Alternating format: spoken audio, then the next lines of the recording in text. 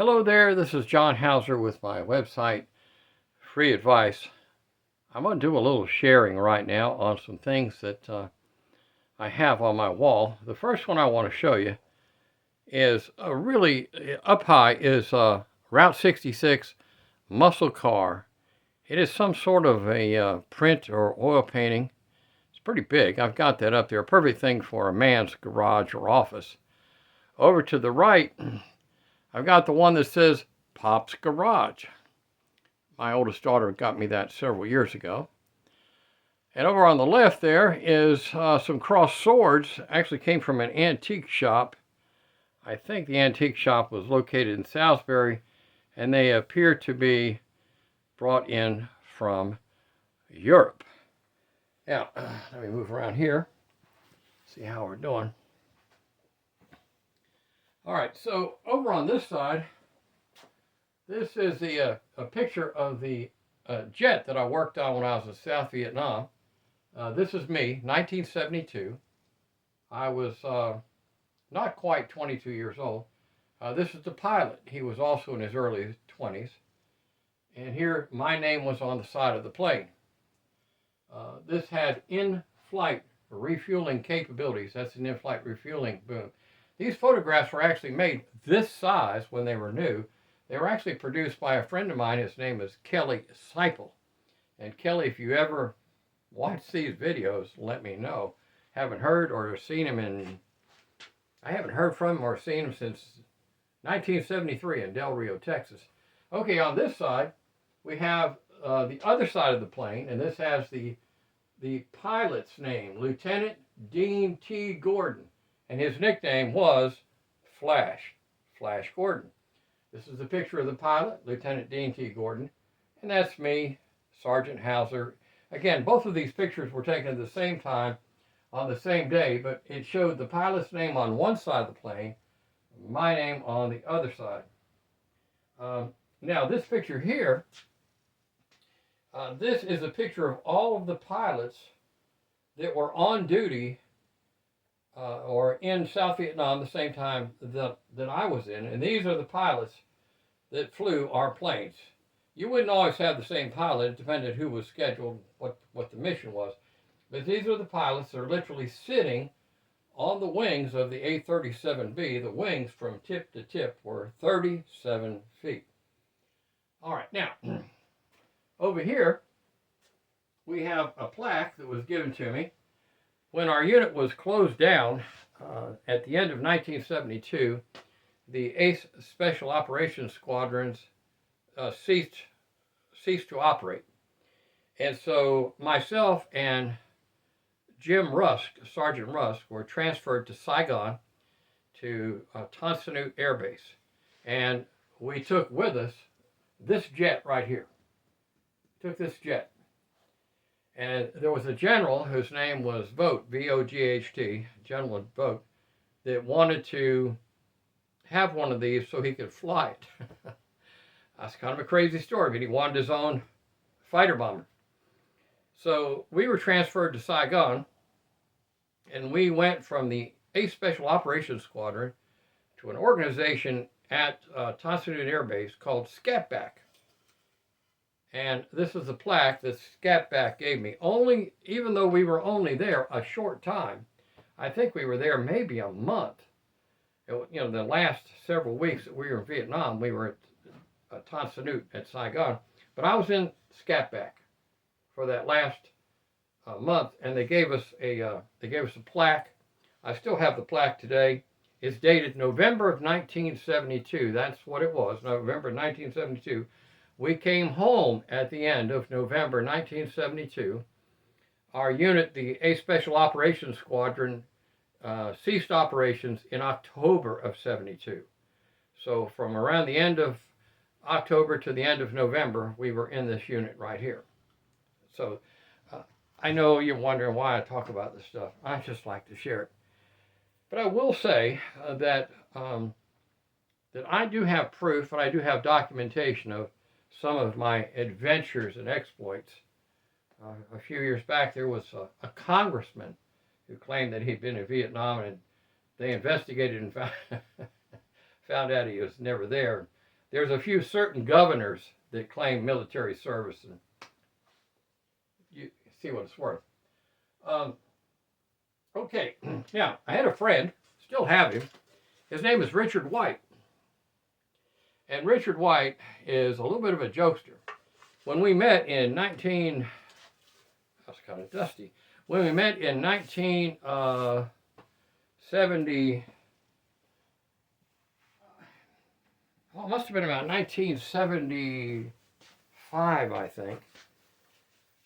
He was also in the Air Force, and I had told him that I worked on A-37Bs, and he found a picture of an A-37, not an A-37B, but a picture of an A-37, and he took that picture, and then he had a picture of me. I don't know how this happened, but somehow he had a picture of me eating mashed potatoes. I don't know how it happened. I love mashed potatoes and gravy, and we were somewhere eating mashed potatoes and gravy, and he took my picture, and then he cut it out, put the picture of the A-37 on there, put my picture on there, and put some kind of material over there and embossed it. And he gave it to me in 1975. So I've had this since 1975. He actually did it on a board. So this was given to me by Richard White. His wife's name is Joyce. Richard was a real war hero. He really was. So I'm just sharing this stuff. Okay. Now over here, I have a little sign that says, "Of course, I talk to myself. Sometimes I need expert advice." One of the kids gave me that one. And then I have one down there that says, I'll get this out where I make sure that the camera picks it up. My kids give me all kinds of stuff. And this one says, "I might not always be right, but I'm never wrong." That's pretty good, isn't it? I'm never wrong. Of course, I own and operate a Mustang, so my wife got me this a few years back. This is a post-hippie Christmas decoration.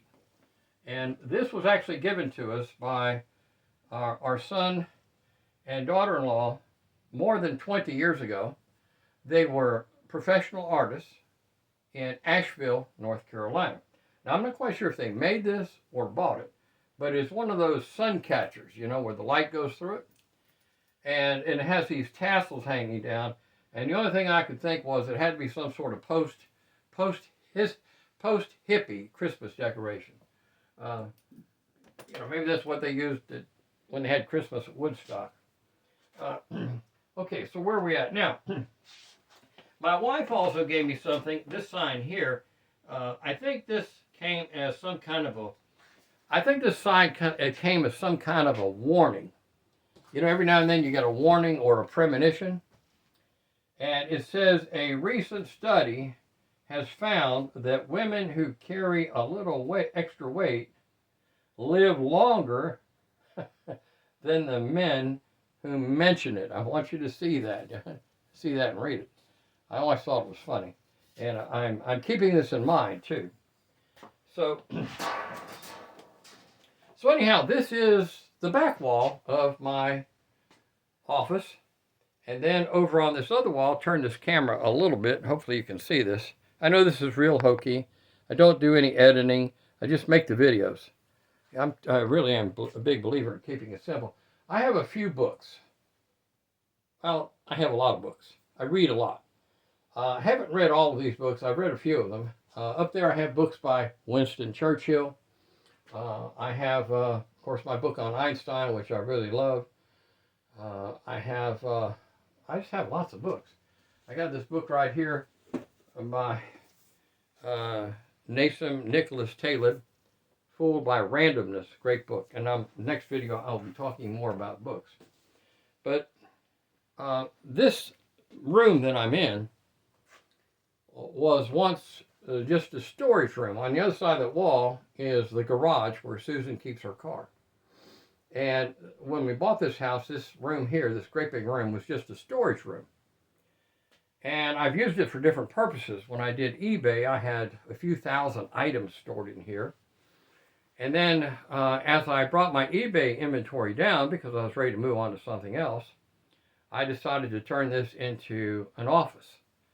So it's a combination office. I have an exercise machine here, office, exercise machine. You know, the common thing, they want to say it's a man cave. Who knows? But it works very well. I can come out here, and I can close the door, and then Susan gets to stay in the house. And the way this progressed was, when we moved into this house, this is a pretty good sized house. When we moved into this house, one of the bedrooms in the house I was actually using, excuse me, as an office.